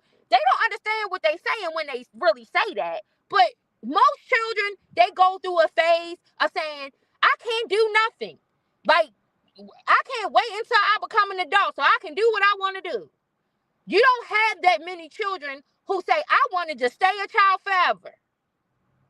Right? Most children, most adolescents go through a phase where they become upset with their parents because they feel like their parents are dictating too much of their life. Right? So what these groomers who are 15, 16, 17, 18-year-olds do when they are in these chat rooms and in these places and in these spaces talking to kids playing video games, and you think your child is just playing a video game, and you think that you know all of the areas to check to make sure you're monitoring your child's online activity. But these children are more sophisticated than you. And they know ways to communicate with one another that you know not of, right? And so, and these people help them to find these ways to communicate. And they entice them with love bombing, with extra V-Bucks and extra whatever is necessary in order for them to make themselves more appealing in this virtual gaming space, right? And all you think your child is doing is just playing video games with friends. Kind of like people played Words with Friends virtually. You ain't know who you was playing with when you was playing Words with Friends or Candy Crush. You on online with a whole bunch of strangers and communicating with them. This the same thing the kids do, right? But kids are fastly impressionable and still developing. So they are dealing with a whole lot of hormonal changes. It's one of the reasons why one time I made a post talking about puberty is not an overnight thing. Puberty is a process over time. And there is an imbalance of hormones. And that is why there are certain things that we still need to protect that group of people from, because while those hormones are trying to get settled and mature, they need to be protected, right? So this girl is in this chat room with this person with the username called Culprit. The girl's name was Penelope. The user is Culprit, and he is one of the leaders in this 764 extremist group. And he is advising Penelope on what she needs to do to gain independence from her parents.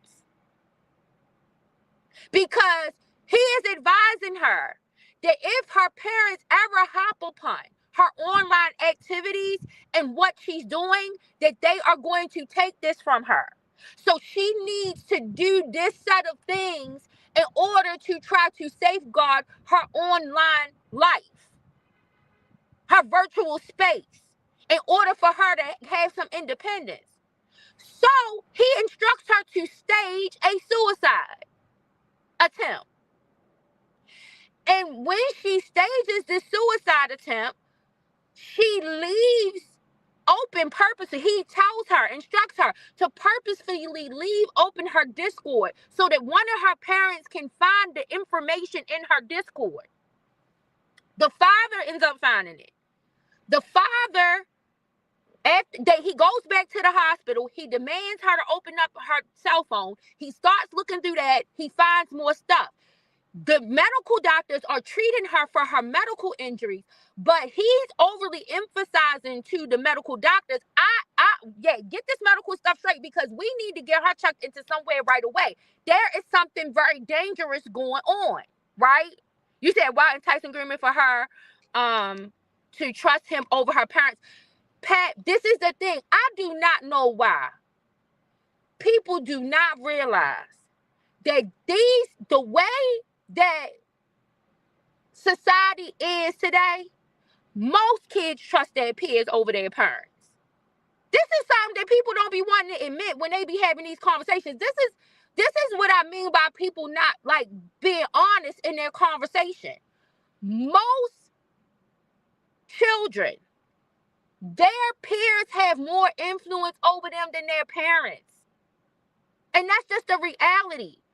Yes, you have some situations where that is not the case. But peer influence, especially at that age, is very strong. It is very strong.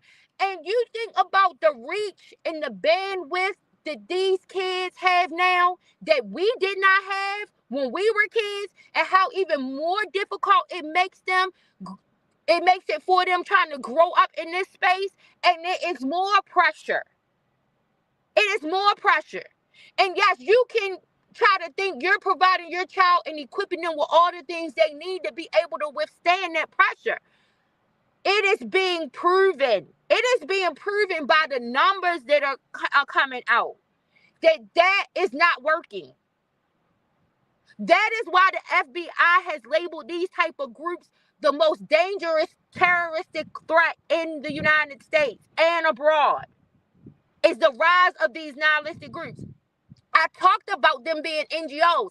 A lot of times, so an NGO is a non-government organization, right? So like the Taliban, Al-Qaeda, ISIS, the Islamic State, all of those terrorist groups, and all of them terroristic leaders that they label, they are considered to be NGOs, non-government organizations, because they are organizations that have social and political power within a system, right? And some of them only have power nationally. Some of them have international power, because the thing about an NGO is that it has no barrier. It isn't connected to a land mass. So it has the ability to extend far beyond a state, what is considered to be a state, right? This is why people worry about Islamic extremist group recruiting in their territories, because then they have a more of an allegiance to the NGO than they do to the state and the landmass, the geographical location in which they identify with, right? So when you look at these nihilistic extremist groups, it has the same potential.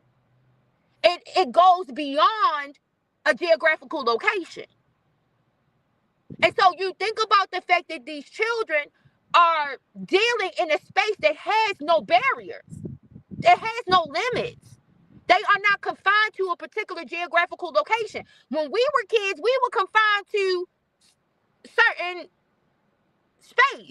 space. The things that were happening to us, or the things that we had to face, were more than likely not going to extend past that space, because we did not have the access that these kids had. But now these kids are dealing in a world where geographical location is not a barrier, right? So in most situations, and like I said, parents are fooling themselves, adults are fooling themselves into thinking that they have more influence over their children than their children's peers. It is nice when the parent has more influence over their child than their child's peers. And I think that at some point, most children come back to a state where their parents do have more influence than their peers. But I think all children, and if you even think just yourself as a child, you grappled with the tug between what your parents wanted and what you were being influenced by your peers. And yes, for a lot of us, our parents end up winning. But what is happening in the space of that struggle? That's the question. And that's the sensitive time period. And that's the time period where something like this occurs, right? And so then, and I'm going to explain to you another thing when it comes to these groups, Pat. So let me first finish really quick what ends up happening after she makes the suicide attempt. The dad finds out all of what's going on with this online activity and finds out this suicide attempt is associated with whatever this online activity in this 764 nihilist group is. And then he starts to alert the medical staff, right? That, listen, we need to get this cleared up, because there's something more going on than just these physical injuries. This is something dangerous that's happening, right? So he's talking to the medical staff. The medical staff is not taking him serious. They don't really want to hear what he's saying, because it sounds foreign to them. Just like it sounds crazy and ridiculous when people are hearing me talk about it. All of these things sound foreign. It sounds crazy. In the mind of adults, it's like, why would they be doing this on the internet? right? Why would the internet have this much influence? The girl was instructed that so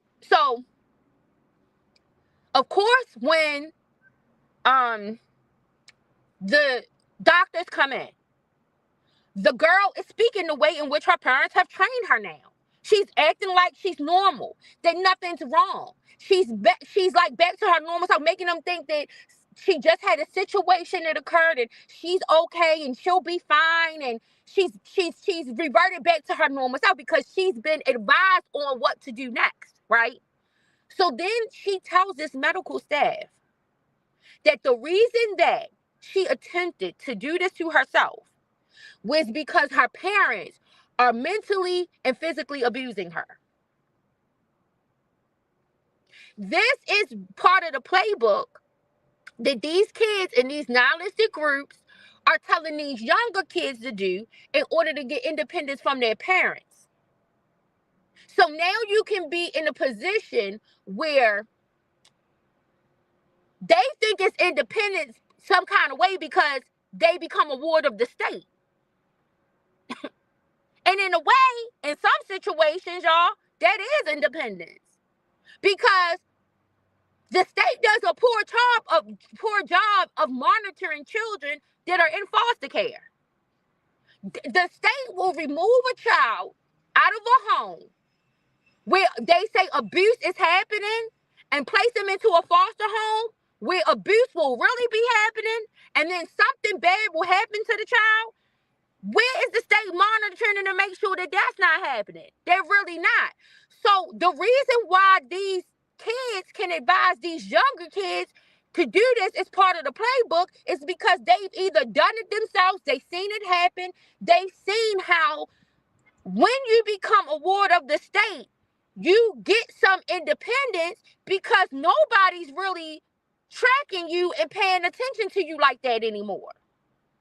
So you are having these kids that come from these good homes where parents are providing all of the food, all of the education, all of the love, all of the designer clothes and the best educations, and they are doing stuff to get themselves into becoming wards of the state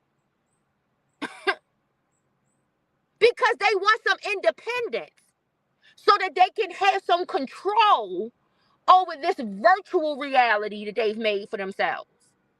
And then once these groomers who are only 15, 16, 17, 18, 19 years old have convinced these younger kids to do that, now they really know they got them in their grip because now they know they can get them to do anything they want them to do in order to exercise their independence. And then what they will do, if the child starts to retreat and say, hey, I'm getting cold feet, I don't want to do this anymore, I just want to drop out, I don't want to be involved in this anymore, then the love bombing stops, the cyber stalking, harassing, bullying, doxing starts to happen, and they don't just do it to the child, they involve the whole family. And Pat, this is the situation where you say, okay, they rather listen to these people that they don't know than their parents. Yes, because once the child sometimes ends up getting to an understanding that, wait a minute, I done fell into this. I don't want to do this anymore. This ain't fun no more. I don't want to be involved in this activity. That is when the perpetrator then uses these things and then involves their family. And because the child is afraid and fearful of their families being impacted by it, they will continue a lot of the time to go along with what they are being told to do. And all of this is for the sake of creating content. What is known as a category called gore content. And that gore content is wide ranging, from pet mutilations to self-harms to murders. These children are doing it.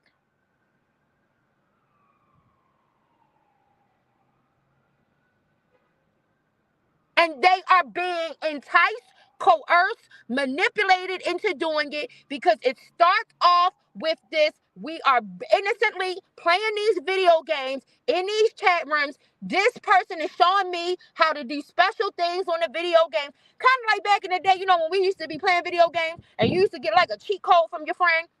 And only your friend knew this particular cheat code to get to this particular part of the game or whatever. Well, similar, this is happening in virtual spaces. They feel like these older kids know different things and tricks in order to make them more appealing in this virtual space as they play the game, make them better gamers, help them know how to do better. This is how the relationship starts and it evolves. And then they start to, oh, hey, let me give you some V-Bucks so that you can purchase this skin. Or, oh, do you have enough coins or whatever it is to attend this virtual concert? Oh, well, I'm going to give it to you. Child might mention online, oh, I'm hungry. Oh, what's your address? I can send you some DoorDash. Kids, these little kids, they think this stuff is innocent. And by then, there you go. All of that information is out to these people who are also kids like them, but they are going to take it to the extreme. And these kids don't have any, because they identify themselves as nihilists. They are void of morality. They've been groomed to be void of it. It's why they can create the kind of content that they do. With this boy David, it is no surprise to me what the prosecutor is saying that they found on his phone. He identified himself publicly as a borderline nihilist. I can contest that and say you all the way. You are all the way there. You ain't borderline. You're all the way there, right? Based on what we are hearing just be discussed right now. But I'm not shocked or surprised at the content that the prosecutors are saying that they found on his device. Because if you read the indictments of all of these kids who are being indicted with these groups, their indictments read the same way.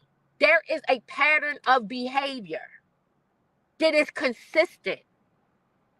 What they are finding, when even the demeanor when they go to arrest them, the stoicness, a flat effect that they have. Like, it's meaningless to them because they don't, these nihilistic groups, they come into power under the assumption that life has no meaning. And because it has no meaning, what is knowledge? And what is the purpose of it? And what is the purpose of morality? And so they are being raised in a culture that is grooming them to be void of all of this. And so the father last night was saying that his daughter, the user culprit, who his daughter ended up unaliving herself. She made several attempts and then finally did the last attempt. And every time, every event was used and filmed for content. Even the one that actually, when she ended up meeting her own demise, really, that it was no longer an attempt, that it really happened, that she unalived herself for real. It was all filmed as content and distributed, right?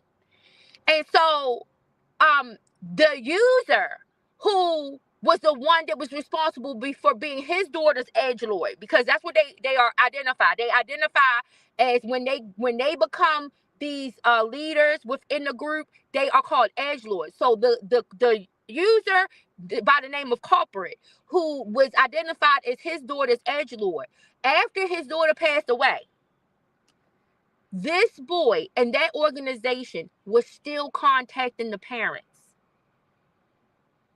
still torturing the parents. The parents moved, got different phone numbers, did all types of stuff in order to try to, because the authorities couldn't find these people. The person who did this with his daughter is still out there, right? So they haven't found him yet. But also part of the thrill is them finding them.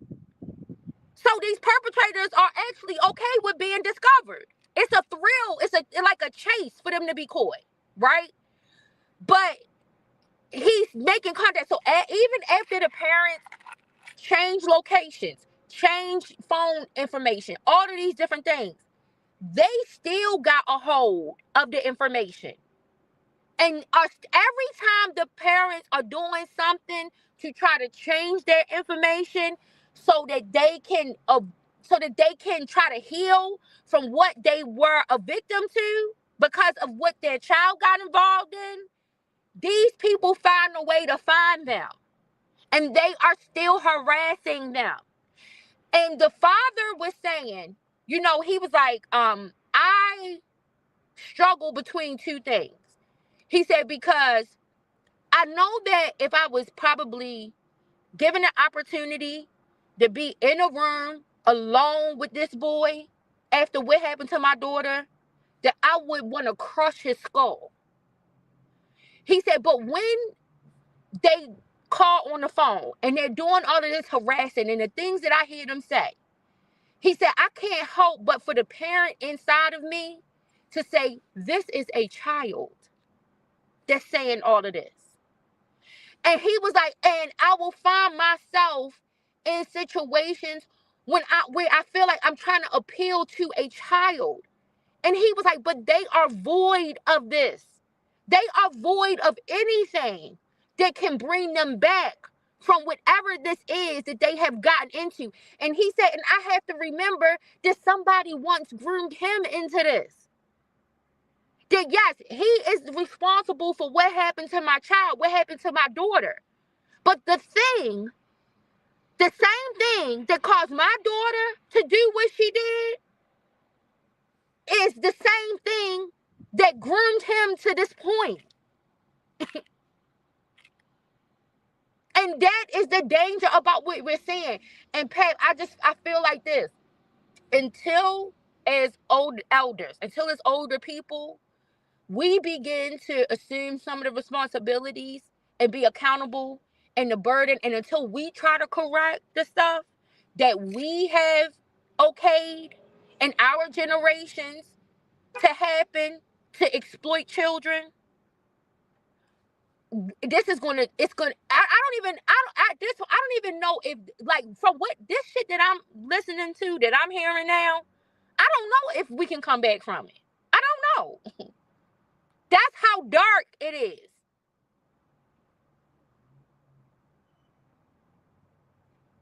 That's how terrible it has become. I don't know if there is a way to come back from it. But I do know that there was a trickle down effect that got us here. And the people who are blaming these children, their generations are responsible. And they don't want to assume any of the responsibility. All they want to do is blame the children.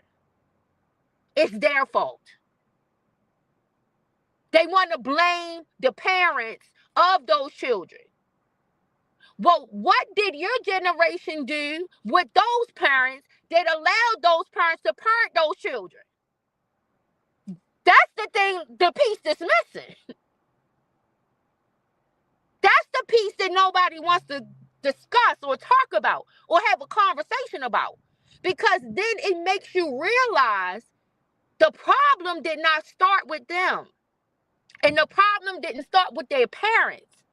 The problem started long before all of this and all of the things that we allowed people in society to get away with doing prior to all of this that brought us to this point.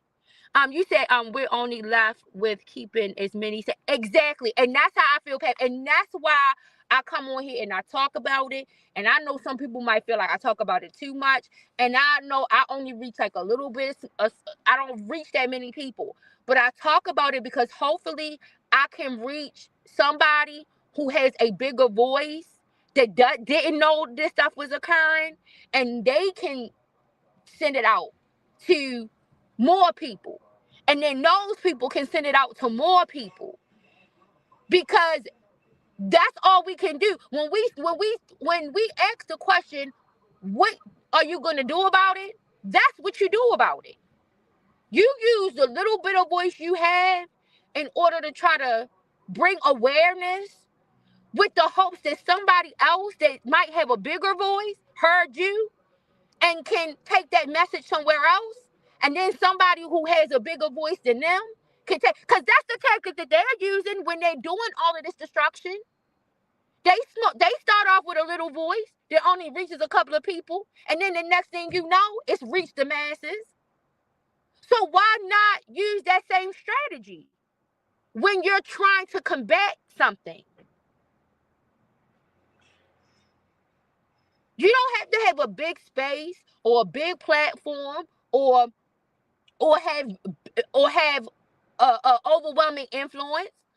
All you need is to be able to be in a space where you have an influence over somebody who has influence.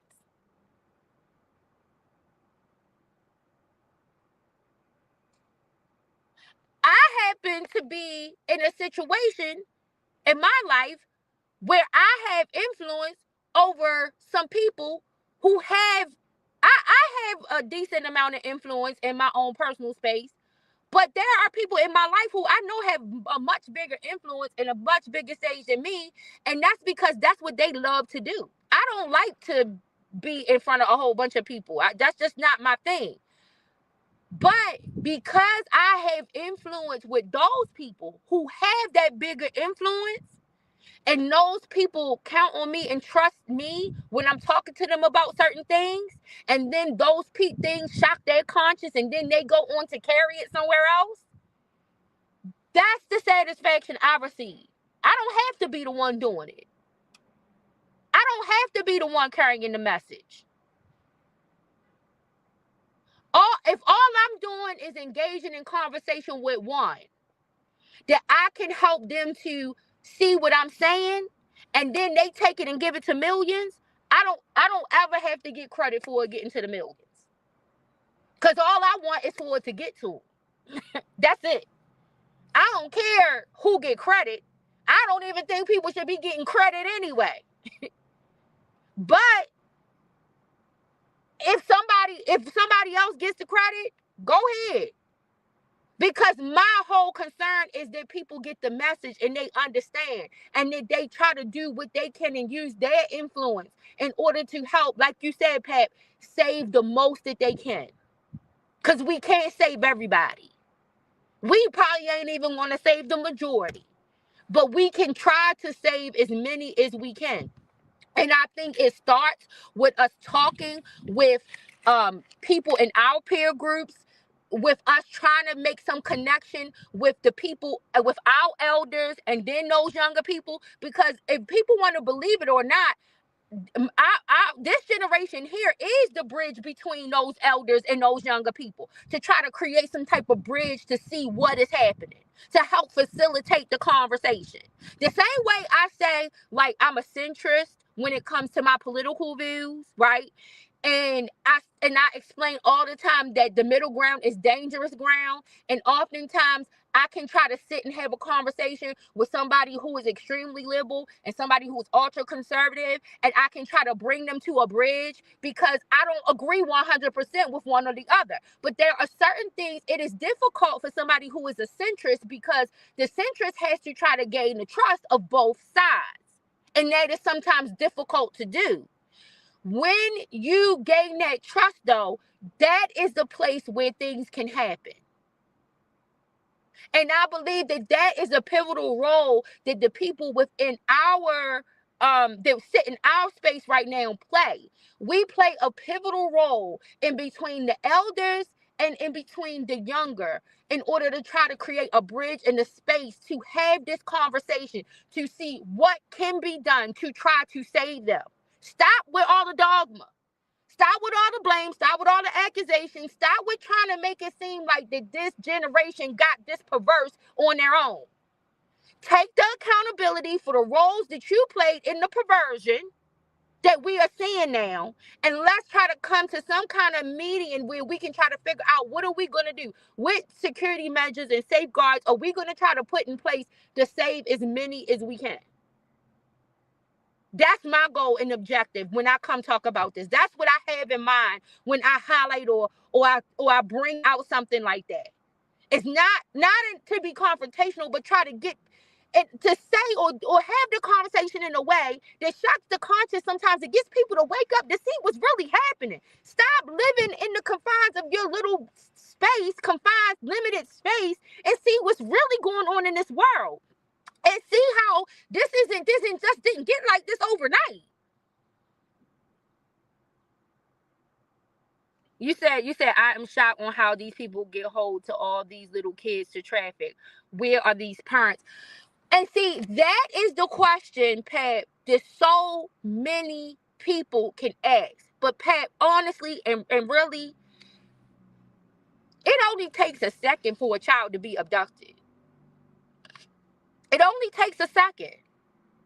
And I don't know, like I know when I was little, you know, we used to always, because like I said, we didn't have to work. See, these predators have become sophisticated because just like technology has advanced,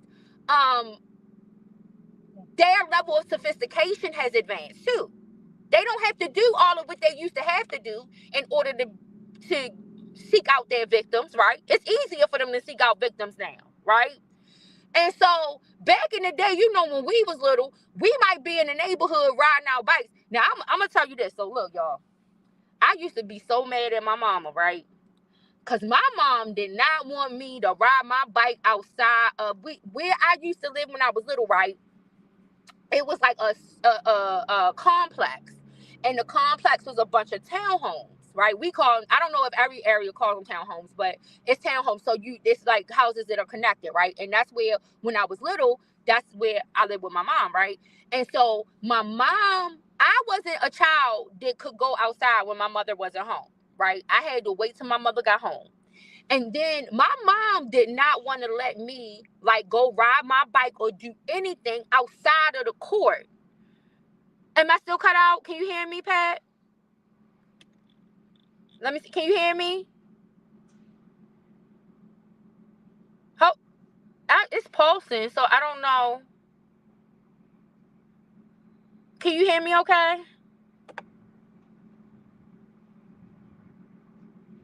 Let me know if you can hear me, because I don't want to keep going if you guys can't hear.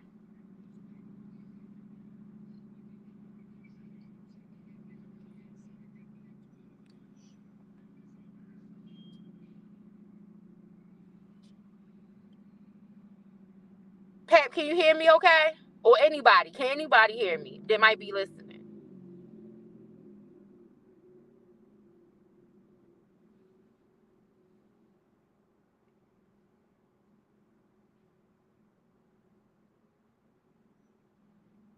Pat, can you hear me?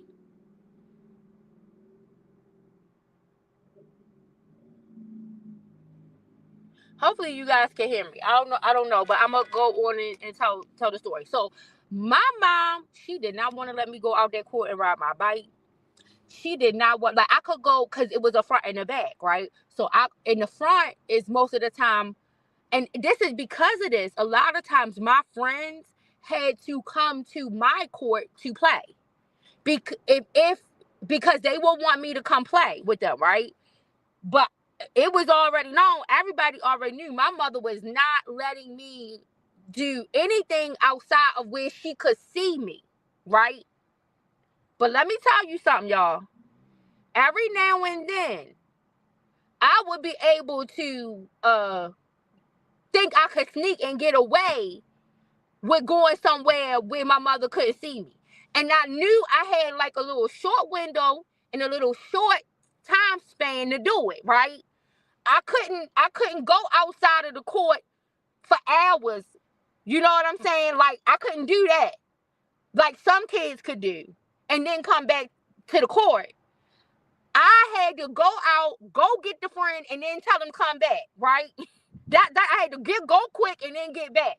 But even still within that time, it was the potential that my mother might go come out to check and then I'm gonna be in trouble, and then I'm gonna be in trouble, and then I ain't gonna be able to go outside, and my mama gonna try to cut my ice cream truck money and all of that stuff, right?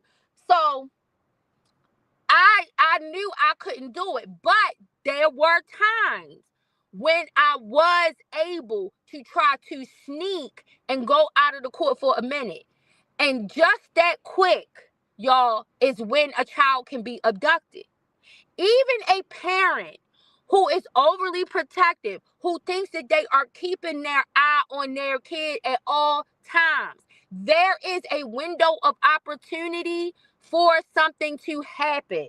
And then in addition to that, another piece that I think that too often people dismiss and don't want to be real about is that these days, these kids have way more rights as children than we had as children.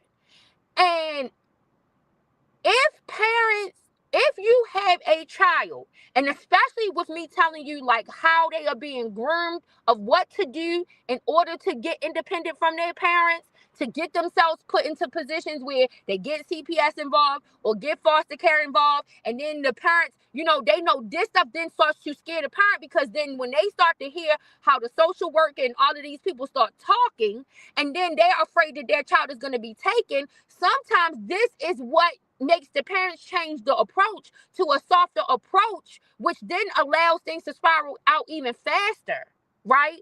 Because they don't they are familiar with this territory. They don't know what they are seeing this child like change overnight. They aren't familiar with this territory. And so the situations get out of control quick. Some of the situations are playing out right in front of their face, but some of the situations are happening just as quick as what I just described myself. Me having a mom who was like, if your friends want to play with you, they got to come over here. Y'all can either go in the back or y'all could go in the front. But you're not going outside of this court where I can't see you. But look at me. I was able to find moments where I could try to sneak out real quick so I could go get somebody to come back. And in that little bit of moment, something could have happened. And my mom was overly protective of me and did not want to allow certain things to happen. I found ways still. We know as kids, if we being honest, you found ways. And in those moments, that's how easy it could have been for something to happen to you. So imagine with all of the access that these children have now, and how much more technologically advanced most of them are than their own parents, right?